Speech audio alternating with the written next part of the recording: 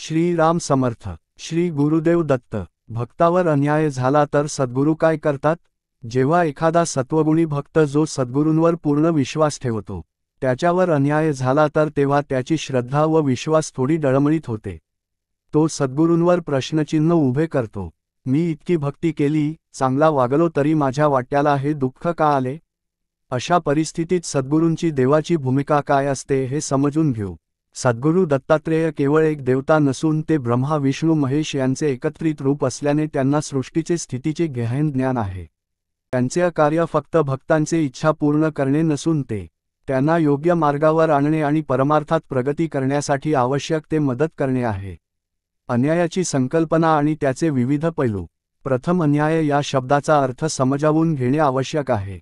अन्याय म्हणजे एखादी गोष्ट आपल्या मनासारखे न होणे, आपल्यासोबत कोणीतरी चुकीचे वागणे किंवा आपल्या हक्कावर हे आर्थिक, सामाजिक, मानसिक किंवा शारीरिक स्वरूपाचे असू शकते.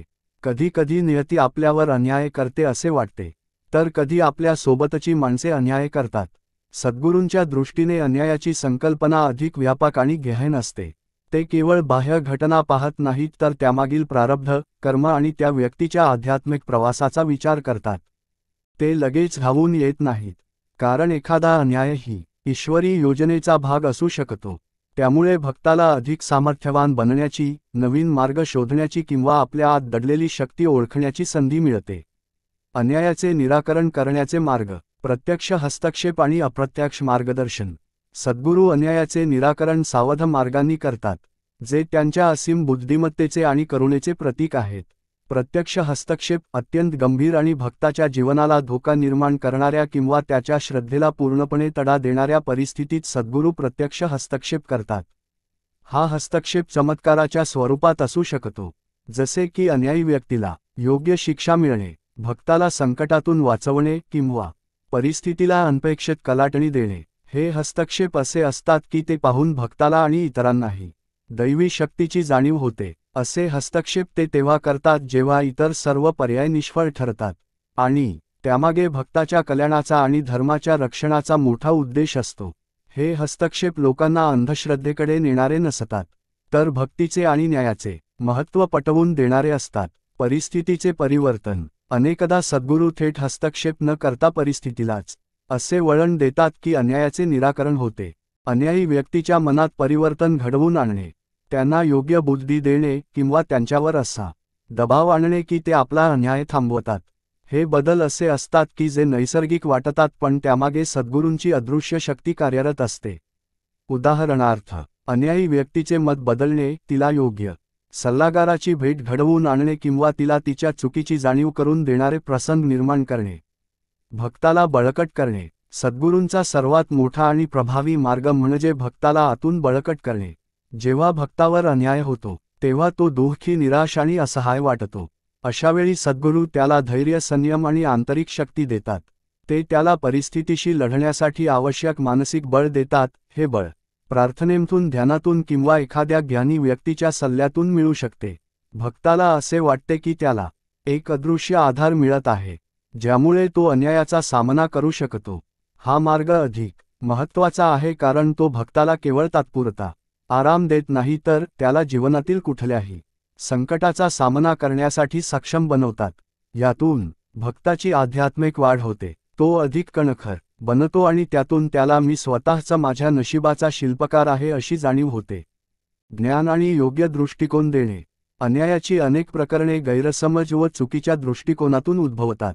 अशावेळी सद्गुरू भक्ताला योग्य ज्ञान देतात, ज्यामुळे त्याला परिस्थितीकडे वेगळ्या दृष्टीने पाहता येते. ते त्याला कर्मसिद्धांत, प्रारब्ध आणि नशिबाची संकल्पना समजावून सांगतात. ते त्याला शिकवतात की प्रत्येक घटना आपल्या जीवनातील एक धडा असतो. हा धडा शिकल्यामुळे भक्त त्या अन्यायातून बाहेर पडतो आणि अधिक परिपक्व होतो. हे ज्ञान भक्ताला अनेकदा स्वप्नांतून, साधुसंतांच्या रूपात येऊन किंवा अंतर्ज्ञानातून मिळू शकते.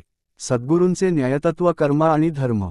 सद्गुरूंचे न्यायतत्व हे केवळ तात्पुरत्या परिणामांवर आधारित नसते तर ते कर्मसिद्धांत आणि धर्माच्या तत्वांवर आधारित असते.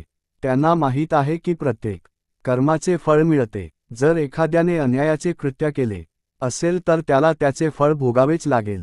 सद्गुरू या प्रक्रियेत हस्तक्षेप करत नाहीत, उलट ती प्रक्रिया अधिक न्यायपूर्ण होईल याची खात्री करतात. याचा अर्थ असा नाही की सद्गुरू लगेच अन्यायी व्यक्तीला शिक्षा देतात.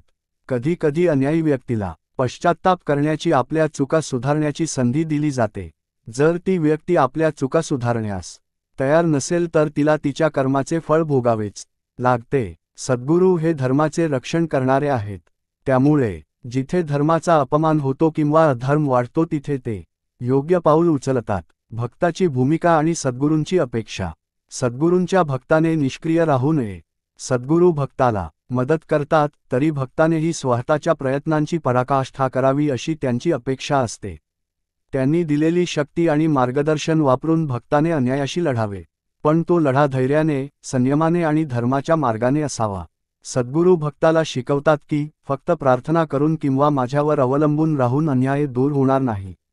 तुम्हालाही तुमच्या बाजूने प्रयत्न करावे लागतील. मी तुम्हाला मार्ग दाखवेन, बळ देईन, पण चालायचे तुम्हालाच आहे. तेव्हा भक्त स्वतः प्रयत्न करतो आणि त्याच्या प्रयत्नांमध्ये कुठे कमी पडते तेव्हा सद्गुरू त्याला योग्य दिशा दाखवतात किंवा आवश्यक मदत पुरवतात. अंतिम परमविचार. सद्गुरू केवळ वरवरचा न्याय देत नाहीत तर त्यामागील खोल अर्थ आणि भक्ताच्या आध्यात्मिक प्रवासाचा विचार करतात. त्यांचे कार्य केवळ तात्पुरते दुःख दूर करणे नसून भक्ताला जीवनातील संघर्षातून अधिक कणखर बनवणे, त्याला आनंद सुख प्रदान करणे आणि त्याला आत्मज्ञानाच्या मार्गावर घेऊन जाणे हे आहे. त्यांची प्रतिक्रिया ही अनेक स्तरांवर असते. कधी थेट हस्तक्षेप करून, कधी परिस्थिती बदलून, कधी भक्ताला आंतरिक बळ देऊन तर कधी योग्य ज्ञान आणि दृष्टिकोन देऊन. त्यांच्या प्रत्येक कृतीमागे असीम करुणा, गहन ज्ञान आणि धर्माचे रक्षण करण्याचा उद्देश असतो.